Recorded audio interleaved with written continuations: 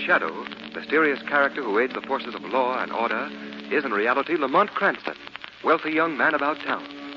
The Shadow uses his hypnotic power to cloud men's minds so that they cannot see him. Cranston's friend and companion, the lovely Margot Lane, is the only person who knows to whom the voice of the Shadow belongs. Today's story, The Plot That Failed. As our scene opens, we see a big power shovel deep in its self-made pit. The excavation of the cellars and sub-cellars of an apartment building. Joe, look over. Joe, you look over here. Well, we'll be through digging this hole by tomorrow. Yeah, Joe.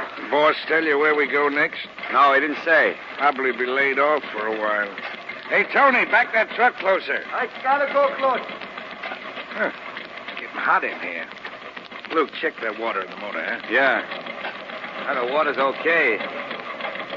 Hey, something's screwy. The motor's stopped. Hey, what's the matter? All the insulation's melting off the wires. The engine's white hot. Hey, what's the matter? The data keys are falling down. Luke, get out of there. The controls won't work. Hey, look out. I'm scrambling. You better get out yourself. Hurry up. There goes the derrick. Run! Run before the gas tank explodes! Run!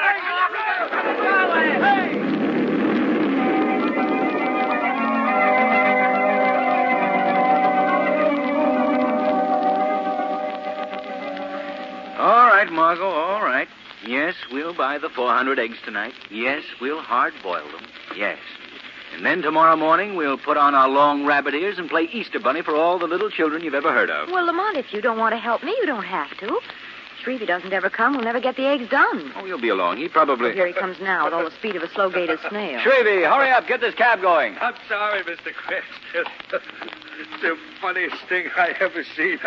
Well, you don't sound sorry. Oh, Miss Lane, if you'd have seen those two guys hopping around, you'd have died laughing. You'd have died. What happened? Well, you see, I was looking in a hole, and down in the hole was this big extraditing machine, and them two fellas was working it. Well, it must have got hot or something because the machine started to melt. It Started to melt. Yeah. Oh, were they funny?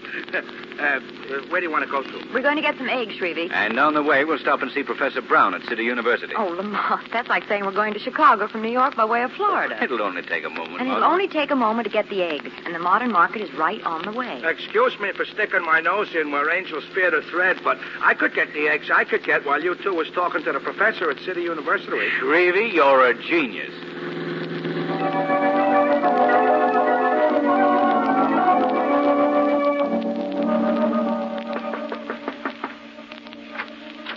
Mr. Cranston, I believe. Come in. Professor Brown, and this is Miss Lane. How do you do? It's a pleasure. Won't you come in? I'm afraid you'll find my laboratory built for work and not for comfort. Oh, I think it's delightful. It's never been called that before. Oh, Dr. Forbes. Hello, Brown. Miss Lane, Mr. Cranston, I'd like to have you meet my assistant, Dr. Forbes. How do you Dr. do? Forbes. Lane, Miss Cranston. Oh, Miss Lane, won't you sit here? Yes, thank you, Dr. Ford. I appreciate your coming here, Mr. Cranston, more than I can tell you, particularly since my request will probably seem a bit strange. I want you to help me find the Shadow. The Shadow? You've heard of him, haven't you? Well, yes, of course I've heard of him, but how did you happen to ask me to help you find him? I asked Commissioner Weston. He hit on the splendid thought that you might be interested due to your work as an amateur criminologist. Oh, I see. We must find the Shadow. Well, from what I know of that elusive gentleman, that's a man-sized job in itself. You must tell me more of your plan, Professor Brown. Well, that is certainly a reasonable request, but we'd appreciate it if you trust us for the moment and believe us when we tell you that it's of great national importance. All right, Professor Brown. I'll try to find the Shadow for you.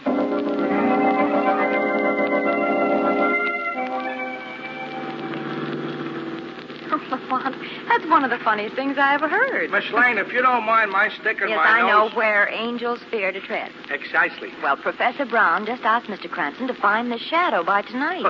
Oh, that's a hot one, as the fella said. Did you get the eggs, Shrevey? Oh, the eggs. Yeah, I got them. Good, Shrevey. Let's get going. Commissioner Weston's office. Commissioner Weston? Well, when are we going to hard-boil the Easter eggs? We can do that after we've seen the commissioner. There's something funny about this, Margot. Yes, very funny. No, but seriously. Either the commissioner is playing a joke on me and the professor, or the professor has never talked to Commissioner Weston. In either case, I want to find out.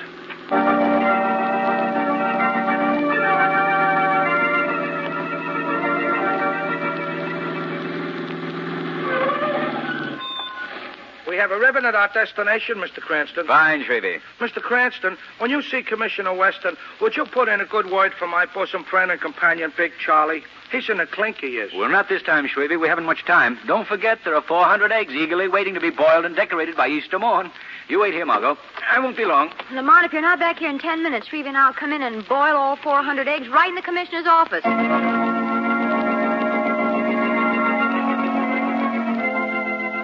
Commissioner Weston, you know I hate to interrupt you when you're so busy, but this time I just came to thank you. Thank me, Cranston, for what? For commending my abilities as an amateur criminologist to Professor Brown of City University. Now, listen, Cranston. I will admit that you've given me a few tips at times that have been a great help. But I never recommended you as a professional or even an amateur criminologist to anybody. Much less Professor, what's his name, at City University. That's all I wanted to know, Commissioner Weston. Many thanks and good day. Cranston, what's on your mind? Come back here. I've got to cook 400 eggs for Easter.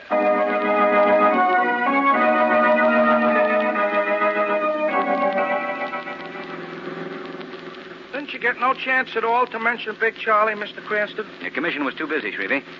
Maybe we'll have better luck next time. I'm afraid there won't be no next time, I'm afraid. Because I think Big Charlie's little woman is going to suck him on the head with something when he gets out. She's mad enough now to end up a widow. Well, that's pretty mad. Lamont, do you think that Commissioner Weston was fooling you about not recommending you to Professor Brown? I don't know, Margot. You don't suspect Professor Brown and Dr. Forbes of anything wrong, do you? Well, they're hardly the criminal type. But I still wonder why they want the shadow to help them. We're at the university we're at. Very good, Shrevey. Drive Miss Lane home. I'm going in to tell them that I didn't find the shadow. Margot, it's a shame we don't know where the shadow is, as I know that he would like to investigate this right now. Oh, very well, Lamont. Be careful. Yeah, don't take no wooden nickels. All right, Shrevey. And don't you take any rough roads on the way home. Remember those eggs. I will. I won't.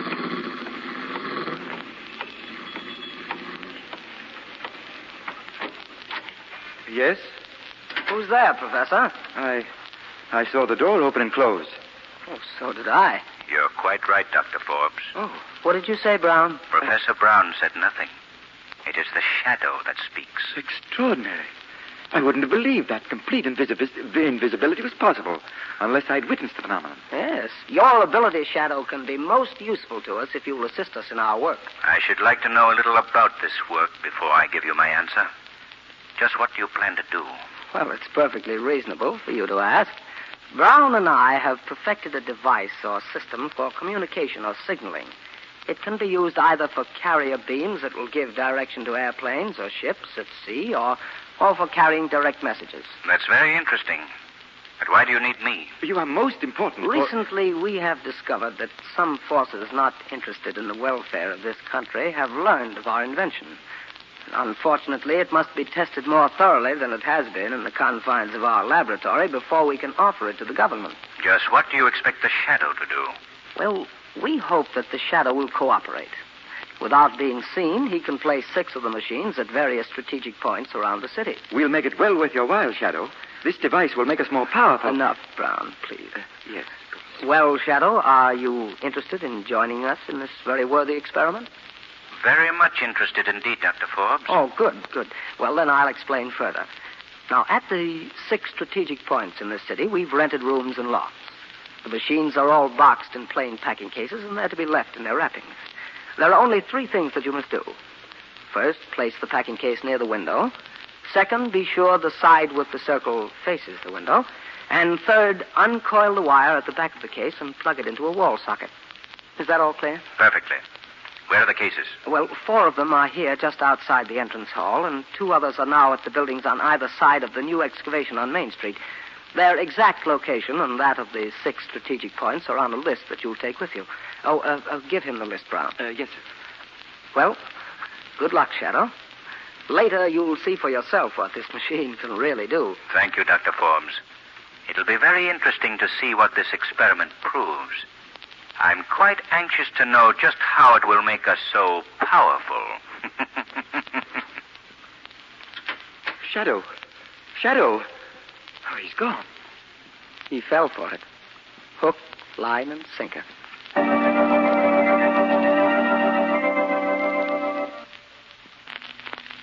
It is several hours later.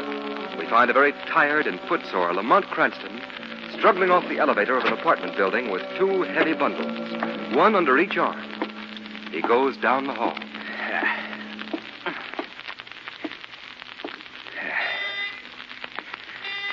Phew. Oh, come in, Lamont. Margot. Where have you been? What have you been doing? What are those things? Oh, one at a time, Margot. Let me put these things down. There. Now to answer your questions.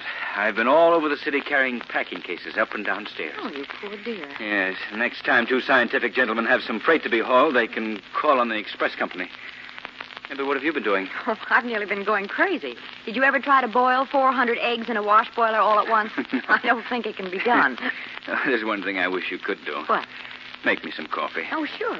I've got work to do, and I'm afraid I'll go to sleep. All right, I'll make some right away. Margot, where's that big city map of yours? Oh, in the top drawer of my desk. Oh, thanks. Yeah, I got it. Let me see. Right there. Right there. Oh, I'm a stupid fool. What'd you say, Lamont? Oh, I've been an idiot, Margot, a blind idiot. What is it? Look at this map. Mm-hmm. See these 6 places that I've marked? Yes. That's where I put the machines tonight. Do you notice anything unusual about their location? Well, they're in 3 different parts of town. Yes. But if you look more closely, you'll notice that they're grouped in pairs. One machine of each pair is placed on either side of an important key point. Police headquarters, telephone building, a powerhouse. Well, Lamont, you haven't told me yet what these machines are, what they do. For a very good reason. I don't know. Well, what are those 2 packages you brought in Well, with? they're a pair of the machines. I thought you distributed them all. I'm afraid that our friends at the City University are going to be a little upset when they find bricks and scrap iron in one pair of the cases. Well, what are you going to do with the machines that you have here? Well, first, we'll set them opposite each other, each side of the room. Lamont Cranston, don't you plug those machines in until you find out what they do. I brought them here so I could examine them more closely. Margot, will you take the paper off that one while I take it off this one? Yes, all right. Look, Lamont. Huh? It's something like a cross between an X-ray and a television outfit. It looks innocent enough. Lamont, you may be doing those 2 men a great injustice. You may be right, Margot.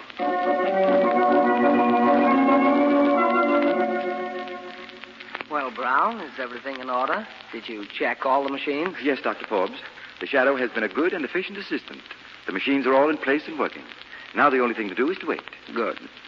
You know, it's a shame that we have to destroy the Shadow. He could be most useful, but it's too dangerous to allow him to live to learn the true purpose of my machine. Your machine? Yes, mine. But I invented it. Yes. Unlike so many inventors, you were too stupid to realize its true potentialities. Without me, you'd still be nothing. Now you stand on the threshold of a new life. A new life? What is our first step after tonight? You don't have to worry about that. But come, there are a couple of things yet to be done. Are the 2 extra machines set up in the room behind the laboratory? Yes, they are. And the control panel is in order right by the door. Have you tested it? Oh, yes, of course. All right. Now, the next thing to do is for you to call Lamont Cranston and his friend Miss Lane on the phone and have them over here at a few minutes before midnight.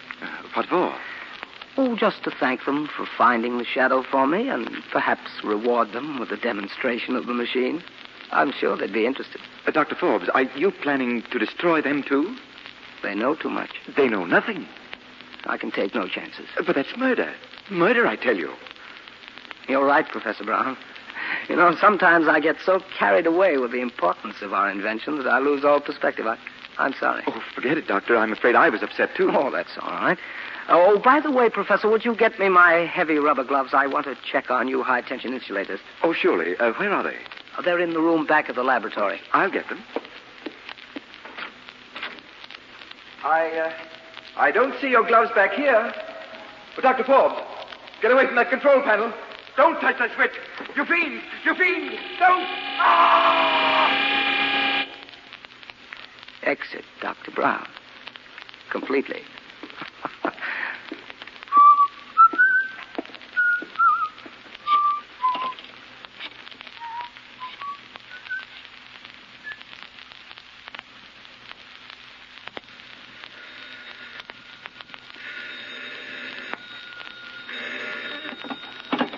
Hello?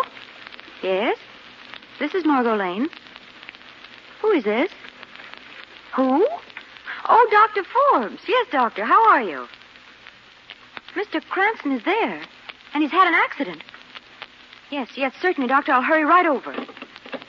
Oh, Lamont, this is getting less and less funny. What was that all about, Margot? Dr. Forbes informs me that you are at Professor Brown's laboratory and have met with an accident. What? What shall I do? Let me use your phone. Who are you calling? I'm calling my apartment house. Hello? This is Mr. Cranston. Have any phone calls come in for me in the last few minutes? Oh, well, thank you. Yeah, just as I suspected. Dr. Forbes just called me. Hello? Dr. Forbes? This is Lamont Cranston. I was in the shower and thought I heard the phone ring. The man at the desk told me you'd called. What's that? Margot Lane? Is it serious? I'll be there as soon as I can. Well, Margot, we're in for something, and I don't know what it is. But whatever danger is ahead of us, at least we have the advantage of going into it with our eyes open.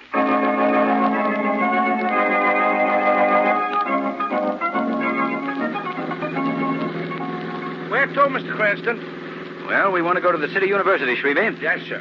Margot, I can't make head or tails out of it. Don't know what that means. Shrevey, for heaven's sake, don't make all that noise, please. Look, golly, Mr. Cranston, I was only trying to cheer things up. I was only. Well, don't. You should ought to spend more time getting a laugh out of life. Well, like I did today, when you said you was trying to find the shadow. Or when them two guys jumped off the extraditing machine when it melted.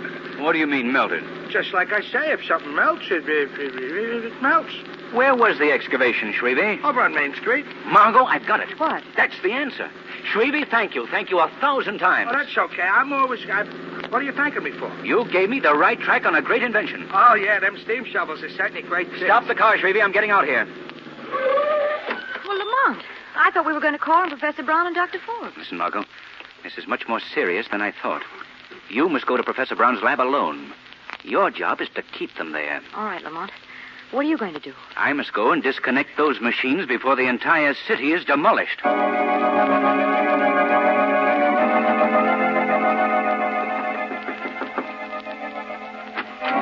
Oh, Miss Lane. Oh, I hurried as fast as I could, Dr. Forbes. Is Mr. Cranston all right? Oh, it's nothing serious. Come with me. He's in the room in back of the laboratory. Oh, I do hope he's all right. Right in here. Sit down there, Miss Lane. What is the meaning of this? Sit down, Miss Lane. I'm sorry to have to do this, but I feel that you'll be less bothersome to me if I tie you to this chair. Stop it. This room is completely soundproof, so you can make all the noise you wish. Oh, let go of me. Where's Mr. Cranston? I guess you're securely tied. I hope none of the ropes cut you, but they won't hurt long. Well, what are you going to do to me? Much as I deplore the necessity, Miss Lane, you must be destroyed. You see, you've inadvertently run into something a little bigger than you are. A simple plot that can't fail. I, one man alone, will know the secret of the gradual but complete demoralization of this whole country, and eventually our whole civilization. You alone? What about Professor Brown? I'm sorry to say, Miss Lane, that he outlived his usefulness. Professor Brown is no longer associated with me. For that matter, he's no longer associated with this world. It's rather amusing.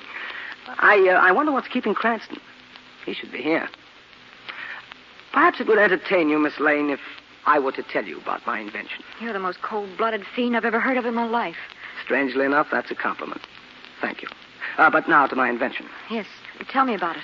Well, the simplest explanation is that it's a machine which generates invisible rays. But when two of these machines are placed opposite each other, unbelievable heat occurs at the point where the rays meet. Interesting, isn't it? But, Dr. Forbes, why must you destroy and kill? Why don't you put this great invention to some good use? Well, my dear Miss Lane, that depends entirely on one's point of view. Now I must show you exactly how this invention works. Directly in front of you is one of the machines in that packing case. Behind you is another one. Here by the door is a control panel. When I pull this lever, in less than 5 seconds, you will completely disappear. You'll be dead. Gone. Interesting, isn't it? Well, Miss Lane, I'm sorry. I can't wait any longer. I'll deal with Mr. Cranston separately. But you are going to die now. Don't touch that control panel, Dr. Forbes. Shadow. Tonight, Dr. Forbes, instead of destroying the 3 strategic points in this city, The machines that would have caused this damage have been destroyed. And you, Dr. Forbes, will be giving another lecture on your machine, but this time to the police. You're wrong, Shadow. The police will never know. There are 3 people in the world that know anything about my invention, and all 3 of us are in this room. None of us are going to leave this room alive. Amusing, isn't it? Shadow, no matter what you say, I'm going to destroy us all. Now! The lights. The current is off. Shadow, you threw that main switch on the wall. Shadow, I know where you are, and I'm going to shoot you. I'm afraid you didn't know where I was, Doctor. You can never harm the Shadow by shooting at his voice. His voice can come from anywhere. Amusing, isn't it? It'll do no good, Forbes. I have 1 shot left, Shadow. I saved it for myself. Shadow, turn on the lights. Oh, I never expected to see lights again. Now, Margot, he's dead. The rest of this case is for the police. Lamont, I hate to bother you, but you'll have to untie these knots. Oh, Margot, what a terrible experience for you. How do you feel? If I were shaking any more, I'd fall apart. That's too bad. Now, what's the matter? I'll see. Wait a minute, I'll go with you. I don't want to be here alone. Shrevey. I hope you'll excuse me for busting in the door, but I'm scared, Miss Lane. It's about them eggs. The eggs? Yeah, the eggs. You see, I thought it would be a nice surprise if I went to your place and cooked the eggs. So I put the wash boiler full of eggs on the living room floor on a hot plate, and then I thought I'd amuse myself by turning on one of them new television sets it looks like you got in your apartment. Shrevey, you didn't try them, did you? Yeah, I turned the switch on one of them and nothing happened, so I tried the other one. I just threw the switch on and off quick like. Miss Lane, I don't know what happened. I can't find the wash boiler. But, Miss Lane, right in the middle of your rug, you got 400 of the nicest scrambled eggs you ever saw.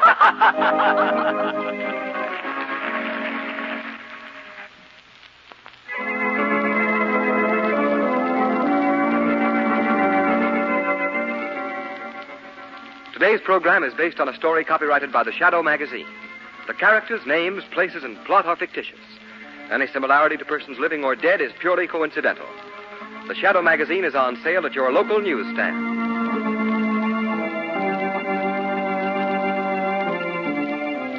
The weed of crime bears bitter fruit.